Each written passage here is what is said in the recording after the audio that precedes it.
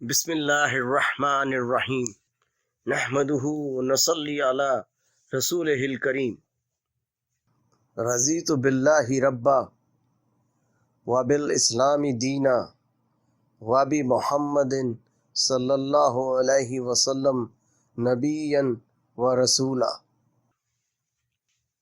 السلام علیکم۔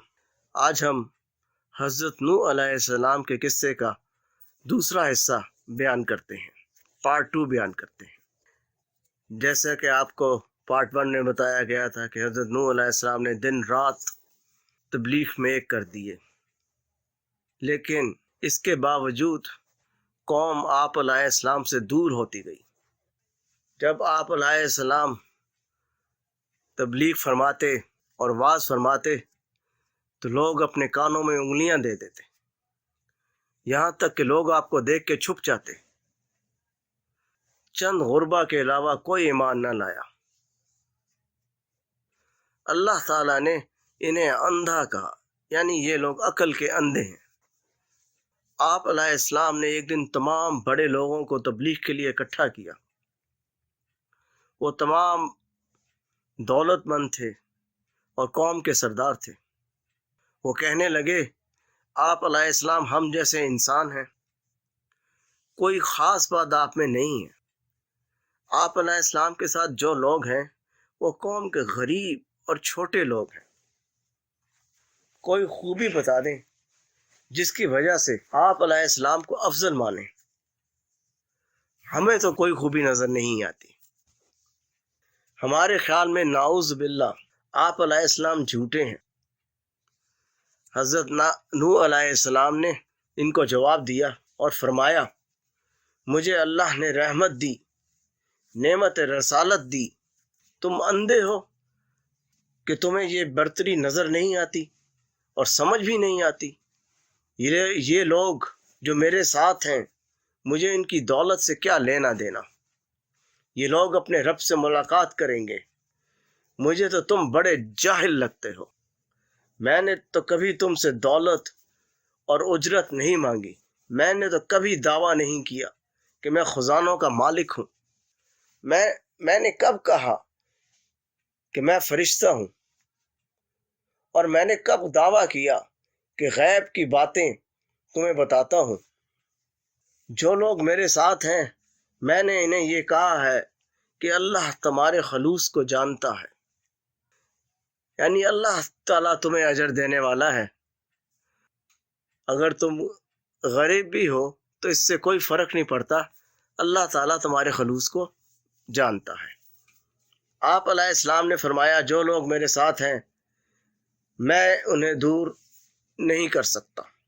اگر میں نے انہیں دور کیا تو خود ظالموں میں سے ہو جاؤں گا۔ کفار نے کہا، سالوں سے آپ علیہ السلام تبلیغ کر رہے ہیں۔ یہاں پہ یہ بات جاننی ضروری ہے کہ حضرت نوح علیہ السلام نے ایک طویل عمر 950 سال اس قوم میں گزارے۔ قوم نے کہا، ہمارے نظریے کے مطابق آپ علیہ السلام غلطی پر ہیں، آپ علیہ السلام کو ہمارے ساتھ ملنا چاہیے، یعنی ہم لوگوں کے گروپ میں شامل ہونا چاہیے جو کہ طاقتور ہیں۔ آپ علیہ السلام نے فرمایا، میں گمراہ نہیں ہوں، رسول ہوں اور اپنے رب کی طرف سے تمہاری بھلائی چاہتا ہوں۔ لوگوں نے کہا، اگر آپ سچے ہیں تو لے آئیے ہم پر وہ عذاب جس سے آپ ہمیں ڈراتے ہیں۔ آپ علیہ السلام نے فرمایا، یہ تو اللہ لائے گا جب چاہے گا، اور جب عذاب آ جائے گا تو تم لوگ اسے روک نہیں سکو گے، یعنی کہ تمہاری طاقت اتنی نہیں ہے کہ اس عذاب کو روک سکو جب وہ آئے گا۔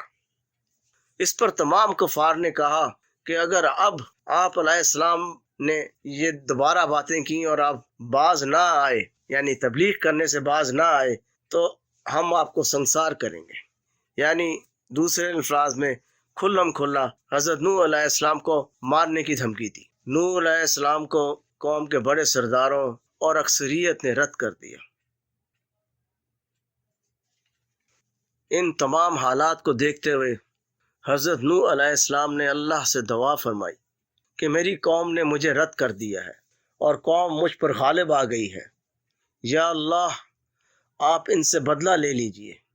یا اللہ، آپ زمین پر کافروں میں کوئی بسنے والا نہ چھوڑ، اگر یہ زندہ رہے تو یہ تیرے بندوں کو گمراہ کریں گے، اور ان کی اولاد بھی ناشکری، بد کردار اور کافر ہوگی۔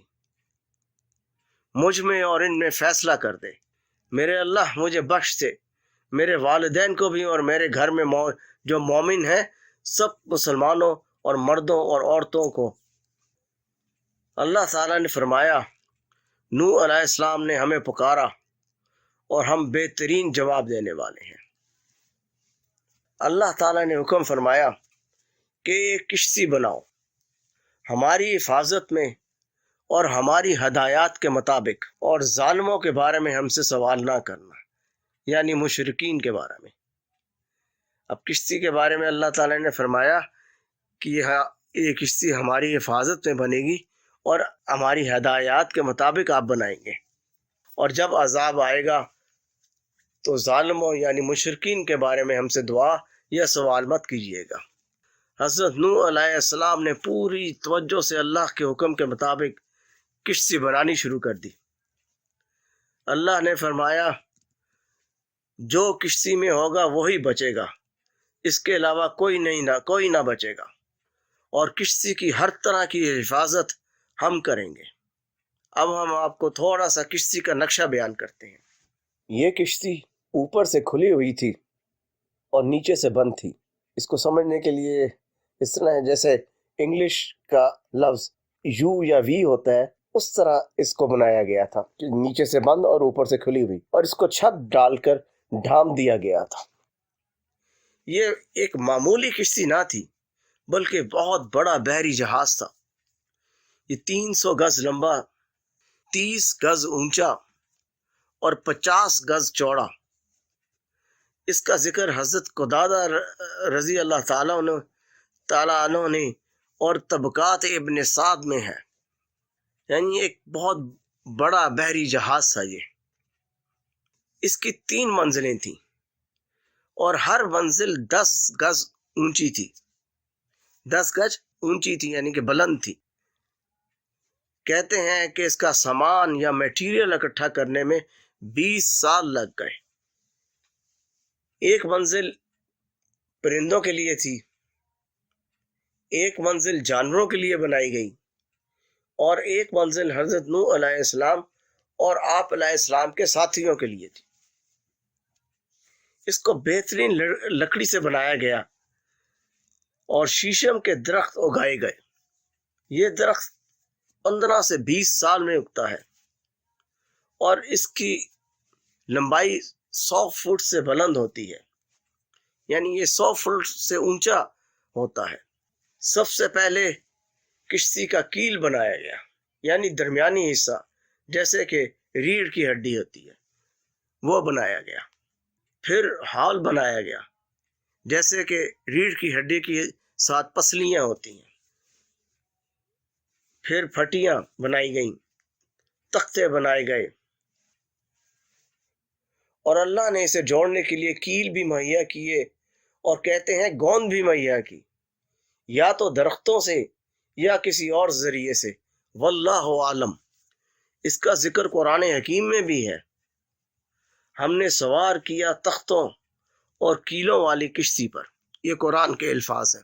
کشتی کو اندر اور باہر سے تارکول لگایا گیا اور اگلا حصہ خمدار بنایا گیا تاکہ پانی کو چیرتی ہوئی نکلے، کیونکہ اس کشتی نے ایک عرصہ تک پانی میں رہنا تھا، اس لیے اس کو تارکول لگا کے مزید مضبوط بنایا گیا۔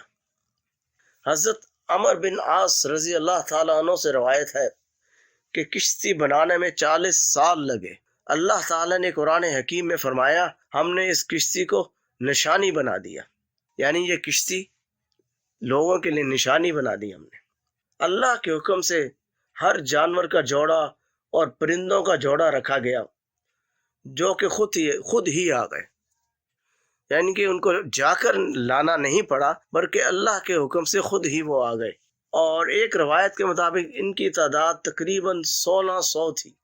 یہاں پر ہم حضرت نوح علیہ السلام قصے کا پارٹ 2 ختم کرتے ہیں، اور انشاءاللہ حصہ تیسرے حصے کے ساتھ یا پارٹ 3 کے ساتھ دوبارہ حاضر ہوں گے۔ وآخر دعوانا ان الحمد للہ رب العالمین۔ آپ لوگوں سے درخواست ہے کہ اس کو آگے شیئر کریں، خاص طور پر ان لوگوں سے جنہوں نے کبھی انبیاء کرام کے قصے سنے یا پڑھے نہ ہوں، یا سیرت النبی صلی اللہ علیہ وسلم کا مطالعہ نہ کیا ہو یا نہ سنی ہو۔ بہت بہت شکریہ۔ انشاءاللہ تیسرے حصے کے ساتھ دوبارہ ملاقات ہوگی۔ السلام علیکم۔